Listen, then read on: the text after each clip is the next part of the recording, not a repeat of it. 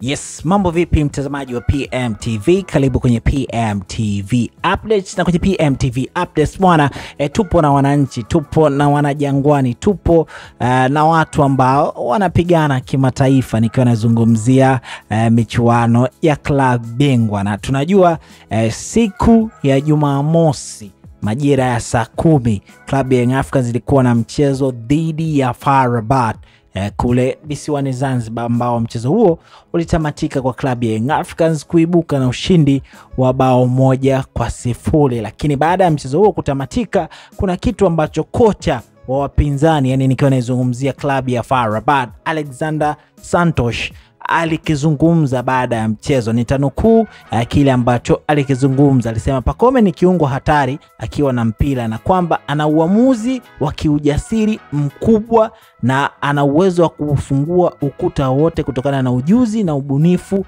wa mpira unapokuwa miguuni kwake. Hayo ni maneno ya Alexander Santos baada ya mchezo ule kutamatika, alipofanya mahojiano kwamba nini ambacho alikiona kwenye mchezo. Yeye kichwani kwake jina ambalo lilikuwa linazunguka ni jina la Pacome Pedro Zouzoua, ama unaweza kumuita El Professeur, na zipo tetesi ambazo zinatuambia kocha huyu Alexander Santos ameweza kuanza kufuatilia kwamba mkataba wake na waajili wake wa sasa upoje, yanazungumzika ama hayazungumziki.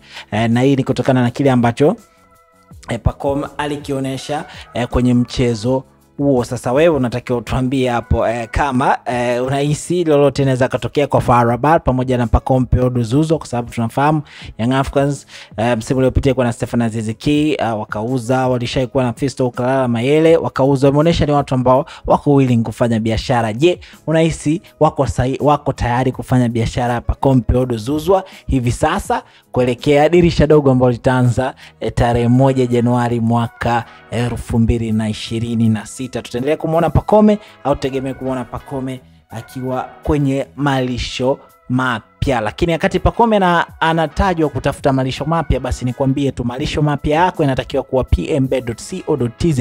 Kwa wale wanangu wa kasino, mchezo wowote wa spin ama mzungusho kuanzia shilingi 500 unakuingiza wewe kwenye draw ya kushindania Toyota Harrier ambayo inatoka kila siku. Kuna michezo zaidi ya 5000. Hakikisha wewe unakuwa moja kati ya watu ambao wanaingia kwenye draw ya kushindania Toyota Harrier. Website ni pmbet.co.tz. Mimi naitwa Raymond Elias.